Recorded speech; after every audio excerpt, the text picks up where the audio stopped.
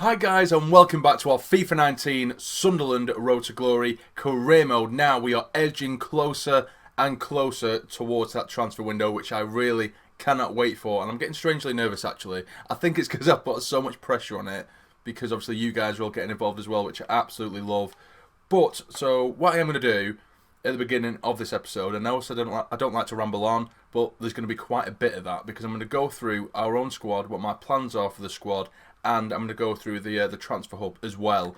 So I thought to myself, how am I going to approach this transfer window? Am I going to be getting players to try and maintain our form in League One, or should I think forward because we are doing so well in League One? Should I start planning towards the Championship? And I think it really should be the latter. So what I mean by that is, really, for a League One side, I'd like my squad to probably be around 65-ish in terms of ratings, all around, somewhere between 65, maybe 66. And now if I have a Championship team, preferably I would like my squad to be rated, or at least the players, the majority, the sort of average, I'd like them to be rated maybe between the late 60s, maybe early 70s, at a push maybe. So that's kind of how I'm looking at it. I'd like the team to be much more well-rounded. I'd like them, the minimum sort of player to be around sort of 67, something like that, and maybe looking towards 72, 73, maybe something like that as well. That's my kind of thought process at the minute. Now, something else that I have been speaking about on Instagram actually was pre-contracts. Something that I kind of overdid in FIFA 18, and I did kind of ruin it for myself really, because when Sunderland, I got them promoted to the Premier League, I immediately got Leno in goal on a pre-contract, and my phone is always going off in these videos. And I also went and got Anthony Martial out from a pre-contract, which was ridiculous, and Koke from Atletico Madrid as well, which when I think back now, it kind of ruins it and it spoils it. So that's the thing. So what I did, I put a poll up on Instagram. If you don't follow me on Instagram, do it, because then you're not going to miss out on these things. But basically, I said in the poll, if we did do a few pre-contracts, of course, if they're at least relatively realistic, would you be for or against them? And 86% of you guys said for, which is obviously great. But the reason I'm thinking about contracts as well is because a lot of or at least some of the suggestions recently have been pre-contracts. And then I'm trying to think how I can make it at least feel a bit more realistic. And to be fair, now I'm thinking about it, Sunderland, if any team, if you're going to do pre-contracts with any team, it's going to be the most realistic if you do it with Sunderland, because out of the 11, 12 signings that we made this year, before the season started in League One, I think 9 or 10 of them were free agents, or they were free signings because they were running out of contract. So it's basically, pre-contract / free signing, free agent, whatever.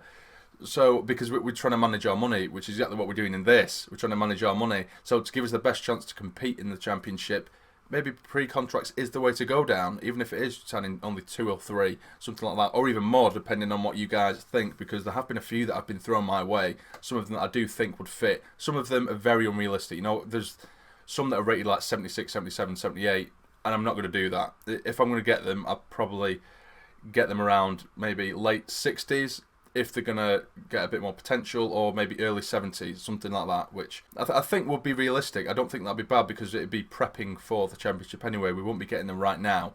So that's that. What do you think about pre-contracts? Would you be happy with seeing that? So that's that out of the way. Now, with the squad we've got now, we have obviously Reuter, McLaughlin and Sturgek in goal. McLaughlin will probably be our second choice goalkeeper for next season. Reuter will more than likely go, but his contract is expiring, so I might put him on a year contract. That's something I'm going to probably do. Some of these contracts I'll probably do off camera because there's so many, but I want to run it by you guys and run through our squad and see what you guys think. Sturgek, I've been asked to train him up, but if we're completely realistic, he's already 22 years of age, he's only rated 59, he's not really going to improve. Even if I smash him, I think it'll waste our whole player training places, our spots, and we'll probably only get him up to 65, 66 when we really want to train up another goalkeeper at the same time, or another player from another position. So Sturgek is more than likely going to go, or I'm probably going to just let him go at the end of the season, because I really don't see any room for improvement with him. Donald Love, another player that I'm more than likely, or I think I am going to sell next season. That is a player that I am going to sell next season. Adam Matthews is definitely a player I'm going to keep, at least for the Championship, because he's been half decent defensively. He's saved us a few times. Matthews has played relatively well, So I don't see any harm in keeping him maybe around. He could potentially be our first choice right back, or if we get another one, he could be second choice. Ozturk has surprised me a lot. Now this is where things are going to get a bit tough, and I probably want you guys to make a decision for me. Jack Baldwin, I can see a lot of improvement in him. He's definitely been our best defender in terms of centre-backs. Ozturk has been there as well. The Ozturk and Baldwin partnership have been excellent in League One. Will that be good enough in the Championship when we play on ultimate difficulty? Maybe not. Coney is going. Leuven's, he's definitely going to get sold, or at least he's going to get let go. I'm more than likely going to sell him. I might even do it in this transfer window because he's getting on. He's 35, is decreasing in his rating, as you can see. He's already got -1. So that's that, really. So we've got Ozturk and Baldwin, the only other centre-backs, although obviously we do play Flanagan there as well. But they're all very similar rated. Flanagan's good because he can play on the left, the right, or in the centre. So he could basically just maybe bobble around. He definitely wouldn't be my first choice, particularly in the Championship. But if you've got a niggling injury or fitness is low, he's a very, very useful player to have. And I love players like that. So I'll probably keep Flanagan around for that reason only. He probably won't start. I can't see that happening. I'd like to see Baldwin obviously stay. I might even start training him up a little bit.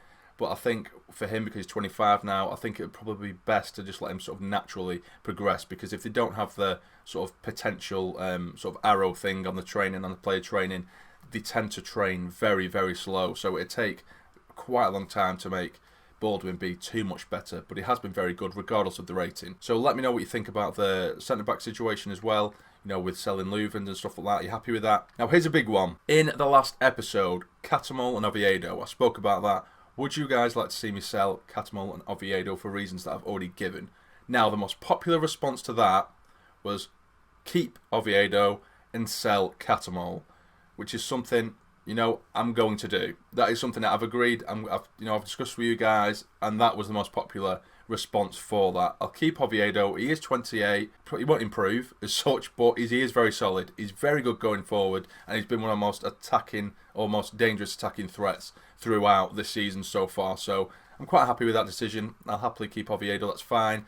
Reece James, again, he's solid. His contract is expiring. I'm not too sure what to do with him because I can't fault him at all. But at the same time, I want to get another left back, maybe a younger left back, to kind of work under Oviedo and then eventually take over Oviedo. And I already have a player in mind, which I will discuss later on. Max Power, I'm going to sign him, hopefully. Hopefully he doesn't cost too much because he's only on loan until January. But that is one of the first things I'm going to do, is try and sign Max Power. He is currently worth 850k, so hopefully Wigan don't want too much from him because he is absolutely brilliant in that midfield, But here it is. I'm going to add Lee Catamol to the transfer list. He has been relatively solid, but at the same time we are building for the future and building for the Championship as well. You might argue, we could do a job in the Championship, but if we're going to make room for certain players that you guys want, then, players have to go. They have to be dropped. And like I said, I'm a fan of Catamol in real life. I don't mind him whatsoever. He's done very well. But just for this FIFA, don't take it too seriously. We need to make some room as well. Didier Ndong is going, as we already know. And Maguire, now this is a difficult one because Maguire, again, he's been a player who's played very well. But if we think about it logically, in the Championship, is he going to do a job? He might well do, but he's only 29, yet his rating has started to go. So is he just a sort of victim of EA's games, where he's only 29 yet? Is he just going to keep progressively going down? I don't know. That remains to be seen as well. So Chris Maguire is someone who will probably sell in the summer. I don't really want to. But we'll have to see. Watmore, of course, he's going to stay. He will be remaining with us. O'Nien, he will definitely be remaining with us. Honeyman, I'm going to offer him another contract. That's something I'm going to do because his contract is going to be expiring very, very soon. So I am going to get him on a new contract, probably before the next episode. I'll sort all the contracts and stuff like that out and let you know about them in the next episode. McGeoch, he will remain as well. Embleton, this is a really difficult one for me because he does have that arrow. The sort of promising player arrow in the player training, and I'm just curious as to where we can get him to, what level we can get him to. I might train him for the rest of this season because I do want to take a chance on him because I do like Embleton in real life as well. I might train him for the rest of the season alongside like some Madja and another comment. Just going off topic, I have seen a comment or a couple of comments saying reduce Madja's training load and then use the other 3 for maybe 2 other players if you want to squeeze him in. So I'll do that with Embleton. I'll squeeze Embleton in. I'll train him throughout the rest of the season. And if he manages to get to, say, mid-60s or something, I might keep him around just to see what we can do with him because he is young. Ethan Robson, this is one that's absolutely killing me because he is 22 and he's not going to improve. Again, he's another one that isn't going to improve very much, and in the Championship, a 60 rated player isn't going to offer much at all. So he's a player that I think I will be getting rid of come the end of the season. Aidan McGeady as well. What do you think we should do with him? A few have actually said to sell him.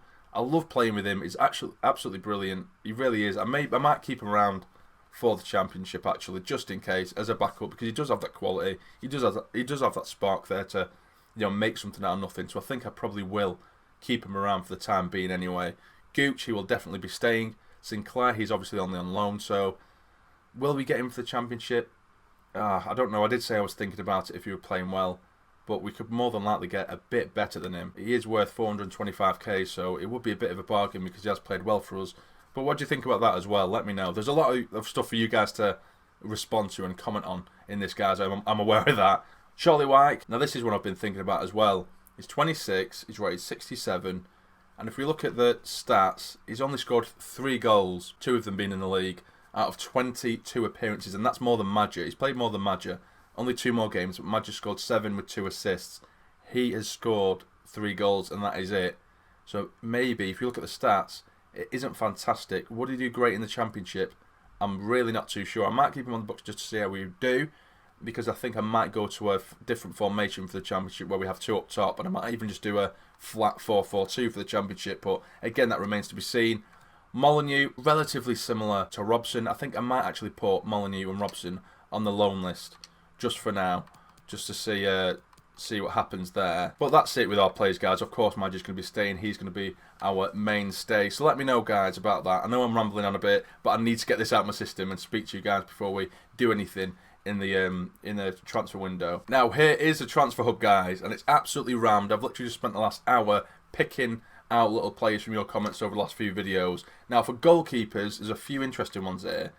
There's this lad here, Plazzari, a very young lad as well, to sort of replace McLaughlin in the long run. I was told that he was a pre-contract. It's not saying that as of right now. Some of them might only pop up in January, or we might have signed a new contract, but we'll have to see. A lot of these we're still awaiting on a scout report, and I don't think they're going to come back to us until almost mid-January, which is a bit annoying, but we'll have to see as well. So we have Dean Henderson there, who's out on loan, so we can't do anything anyway, I think. Yeah, we can't do anything there. There's Jamal Blackman from Leeds. I'm not too sure about the rating, of course, because these guys haven't finished the scouting report. And Nardi as well, who is out on loan, but I think that was on the pre-contract one that someone suggested.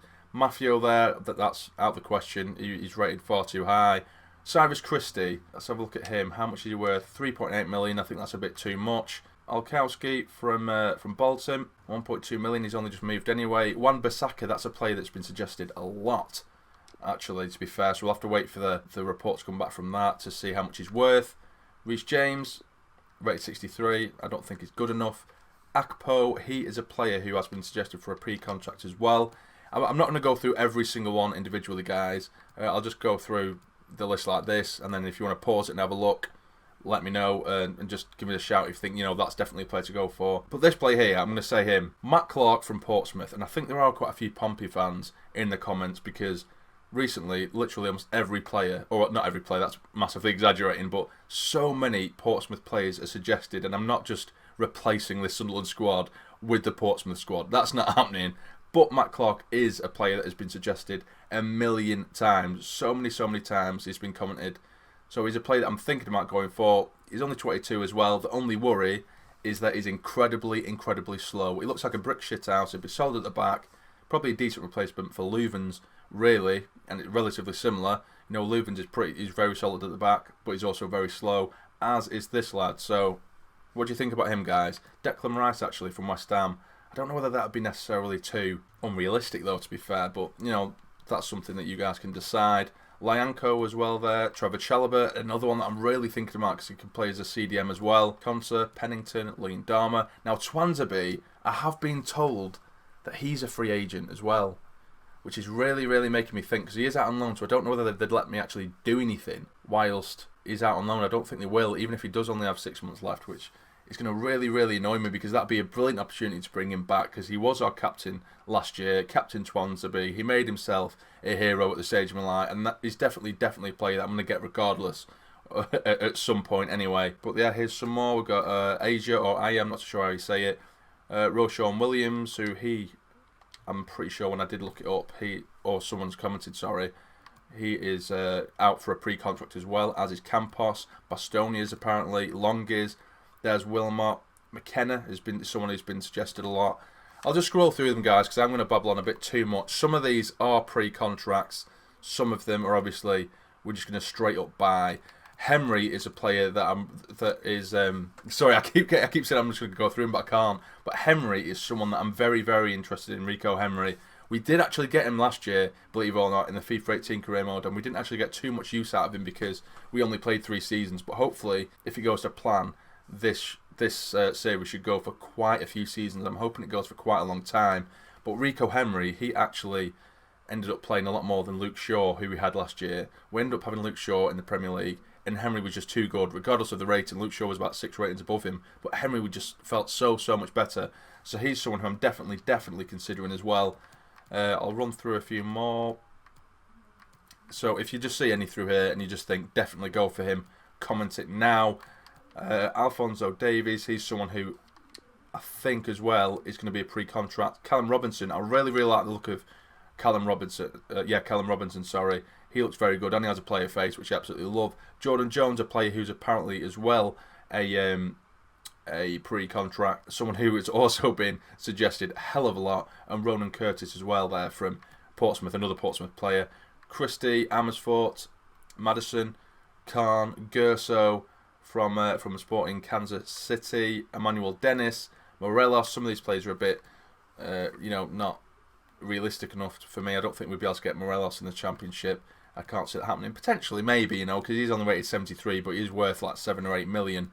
Jack Marriott there. Brereton has been suggested a hell of a lot as well. I'm not too sure how much he'd be worth, between 3.7 and 4.9. Would that be a bit too much? Because I think we'll only have about 10 or 12 million. Again, we'll have to see. And that is it, guys. That's all of them. So I'll just do one quick run through. Let you look. Let you look. Let you have a glance. Bang, bang, bang, bang, bang. Because I know a lot of you guys wanted to have a look to see what was going on in this shortlist. I won't be adding any more, guys, up until the January transfer window. I won't be adding any more because there's a hell of a lot there. Unless you guys do make, one comment and I think, oh God, yeah, him. It's a bit too much now, and I think it's a bit too late really to put any more in there in terms of getting scout reports back in time. So that's kind of it at the minute, guys. So again, before I do start making moves, guys, are you happy with seeing a few pre-contracts? And is there anyone in there specifically who you would like me to go for or anything like that? Rico Henry is definitely a player I'm very, very interested in. That goalkeeper from AC Milan so we had a younger goalkeeper behind McLaughlin. That definitely seems very appealing to me as well. And there's a couple of little players in there that I'm thinking about as well. So yeah, so that's it. Again, if you don't like it, if you know my babbling, I do apologise. But it had to be done. I had to speak to you guys. And what I am going to do as well, the next episode after this one, it won't be until Monday, potentially, because I am relatively busy over the weekend. The Coventry vs Sunderland match review will still happen on Saturday, but I'm really, really busy on the Sunday. So for the first time, it won't be here, unfortunately. No, it won't be like a daily upload, but it will be here on Monday, and that is when it's more than likely going to be a massive, massive chunky episode in the transfer window. But let's get into this one now, guys. We are taking on Bristol Rovers, which I will be playing because I really, really want to get some revenge on Bristol Rovers for knocking us out of the Checker Trade Trophy. And then we will be taking on Portsmouth. All you Portsmouth fans in the comments, you should like that one because I'm not going to simulate it, but I will be simulating these last 2 games. So in the next episode, we're going straight into the January transfer window. So this is the team we will be going with against Bristol Rovers. We have McLaughlin in goal, James, Baldwin, Flanagan and Matthews across the back. We have McGeady on the left, Watmore on the right, O'Nien and Begiok in the middle, Embleton is the cam again, and Sinclair up top. Let's get into it. Let's get our revenge. Here we are, guys, at the Stadium of Light. Doesn't it look absolutely beautiful? I love it. The red sky looks absolutely awesome. We're welcoming Bristol Rovers. I hope to God we can get our revenge. Look at that league table. 16 points clear right now. I hope we can add to it. It's a relatively weakened side due to fitness reasons. Obviously, Oviedo is out as well, injured after he did suffer that massive injury in the last episode. Hopefully, we can cope without him. Oh, this is beautiful stuff. Great little start. McGeoch, have a crack, son. Oh, I should have passed it. That's good stuff. To Aidan McGeady. He gets it in. It's a good ball. Oh, it's fizzed across goal and doesn't quite get onto anyone. Oh, they are breaking though now. Bristol Rovers, they've beat us once. Let's hope to God they don't do it again. Great challenge, Matthew's son. Get it away. Headed, get it out. That'll do. It's Kyle Bennett again. He was doing us over last time we played him. He's bombing down this left. It's a very good ball. It's punched as per usual by McLaughlin. What a ball that is if he can get onto the end of that one. It has been struck and what a save. He's held it very well. McLaughlin. It is half time, guys. It's been very, very end-to-end. Pretty scrappy. I think we just needed Madger on the pitch really to unlock that defence. And Honeyman as well, because Honeyman and Madger have been playing so well up top together recently, with obviously Honeyman playing in that number 10 role. Sinclair, come on son, you need to wake up. Get it out, get it out. It has been struck, and how is McLaughlin holding those, but then with crosses that are drifted in under no pressure and at like 3 miles an hour, he decides to punch him. Now here's Watmore, little road runner, doing his thing down the right hand side. Get it in son, get it to the near post, and taken off the head of Sinclair. Go on Embleton lad, go on Embleton. Get it across goal, no one can get there, and again, oh, nearly falling for Matthews at that back post. Still 0-0, it's got 0-0 written all over it. Barely anything happening in this game at all. Oh, that's class from Embleton. Still Embleton, still Embleton. Crack it son, oh, it's straight at the keeper. What a chance for the young lad to put us in the lead. It's Embleton again. Out wide to James. McGeoch. And again. Here is Embleton again. No, it isn't. It's taken off his toes. Oh, I can't believe it. It's the most clear-cut chance we've had all game long.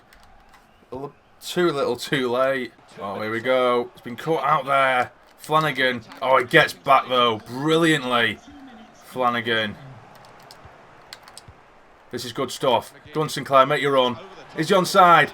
I think he is. It's Sinclair. Surely. Oh, he's missed an absolute sitter, but it has been given offside, has it? Has it been given offside? I don't think it has. Oh, someone's been pulled up for something. Oh, Nyan. Oh, it wasn't offside. I can't believe that. Sinclair with the easiest chance, the simplest chance of the game. Ah, corner. Taken short. Sinclair. Get it in. Get your head on it. Headed away. McGeoch. Oh, don't take it away. And it is. Full time. What a frustrating game. I can't say that we battered them because we didn't. They didn't batter us. A really, really poor performance in that one. Now, we have received a loan offer after that game for Ethan Robson. A 1-year deal by Habai CFFC.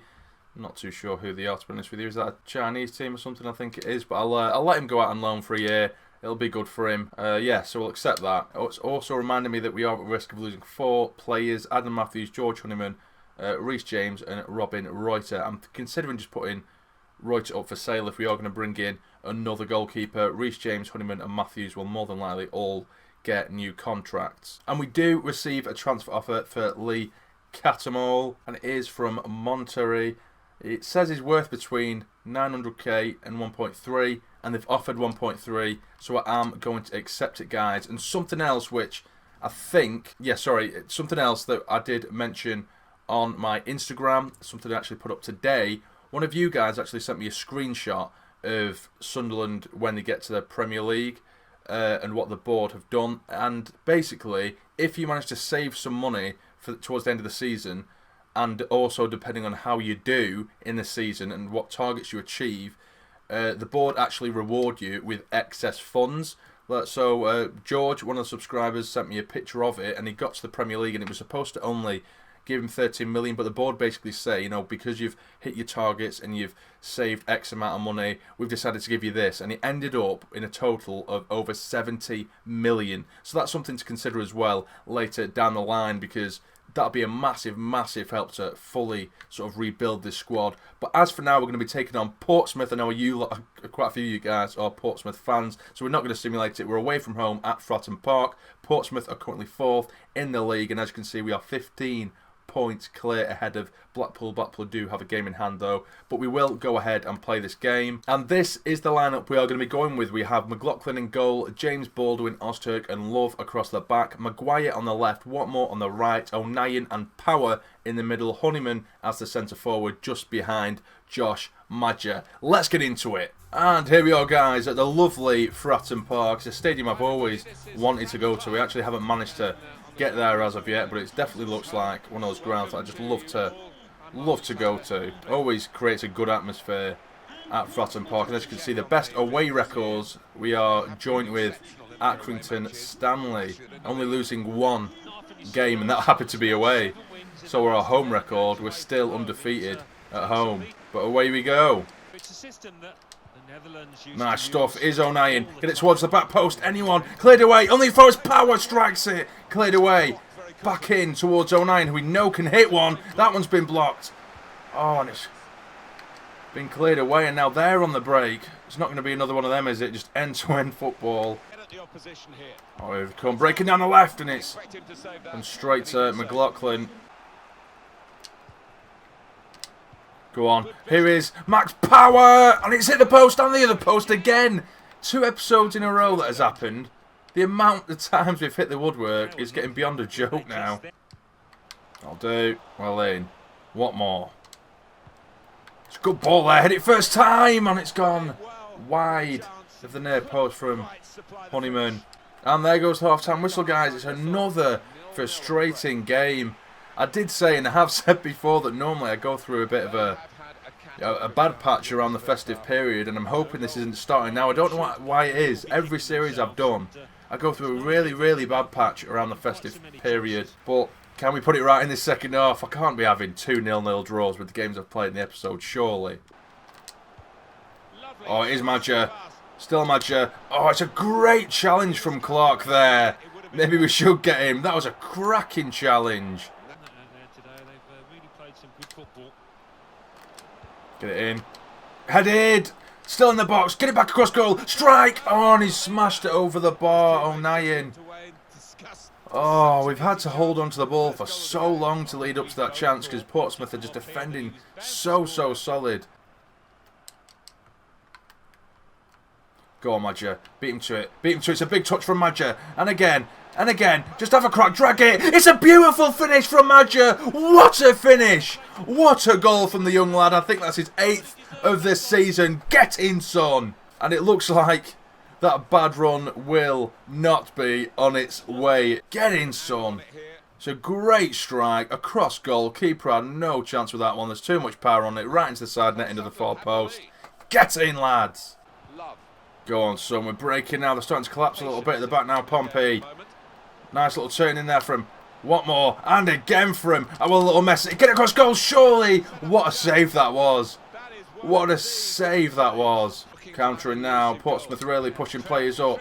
We do find Honeyman. Get anyone in there. Anyone. Towards Maja. It is headed and it's a good save. Blow that whistle he has done, guys. The whistle has been blown. It's been a very hard fought win.